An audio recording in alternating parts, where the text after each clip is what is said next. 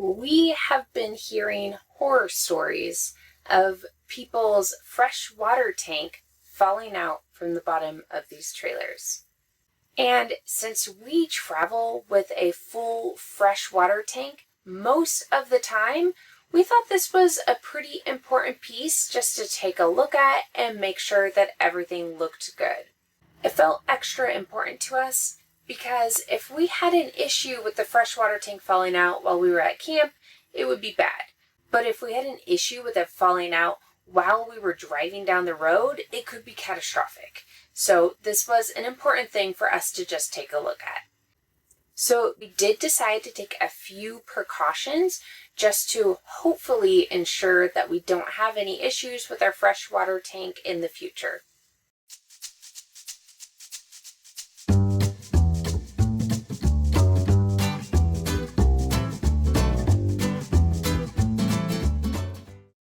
So we decided to take a look at our freshwater tank in the bottom of the trailer just to see how it's secured and if it still looks like it's secure and what we could do just to help give it a little bit more support. So the first part, and probably the most difficult part of this project, is to get to the water tank. You need to take the underbelly off of the bottom of the trailer. So to do this, you just need to go underneath the trailer, and there are several different self-tapping screws that you need to take out. You also have to remove the gas line and the low point drain for the freshwater tank. Both of these, the way that they're mounted, it just kind of gets in the way with taking the cover off, so you have to remove them just to give yourself space to be able to pull the cover down. The process of removing the underbelly took us about an hour. Once we got in there, you could see that the freshwater tank goes from right in front of the axle all the way to about where the entry steps are. And it goes the whole width of the trailer.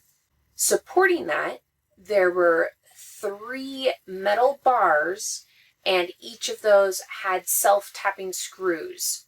So there were 6 self-tapping screws holding up this 55-gallon freshwater tank. Now, to be fair, ours looked totally fine. None of the screws looked like they were about to fall out. Everything looked fine.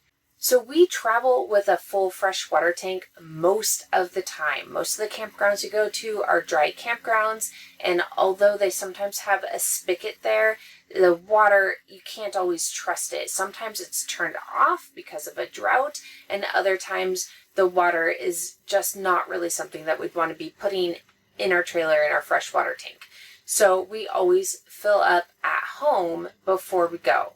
So when we looked at the freshwater tank, we really weren't sure what we were going to find. But we were really happy to see that all of the screws, they looked like they were still fine. Nothing looked like it was going to fall out. It really didn't seem like we would have any issue with the way that it was set up. But still, we thought we already have the underbelly off, and we should just do what we could to make this extra secure since we do travel with a full freshwater tank pretty often. So what we decided to do was we replaced the self-tapping screws with a bolt. So we took a bolt and we put some blue Loctite on it, and then we put a washer. And then on top of that, we put one of the original washers that was on the self-tapping screw. The original washers had a little bit of stuff on it just to help them get a really tight, snug fit onto the metal bars so there's no space in between. So we wanted to keep that original washer on there too. So like I said, we had our bolt with the washer and then that original washer. And then on the other side, on top of the metal support, we put a locking washer and then a locking nut. So we went through and replaced the self-tapping screws with the bolts, with the locking washers and locking nuts on all of the 6 different points on the metal support bar that was holding the freshwater tank up. So I can't say for sure if the bolts with the locking washers and nuts is actually a better solution than the self-tapping screws. To us, it seemed like it will be a sturdier, more secure solution. We think probably the weak point now is the metal bars. Those metal bars themselves are probably going to be more likely to break than the bolts coming out. Hopefully, of course, that doesn't happen, but at least now we have a little bit more peace of mind knowing that it's as secure as we're going to get it. So that's what we did as a preventative effort to hopefully not have any issues with our freshwater tank. I hope this helped, and if it did, please subscribe.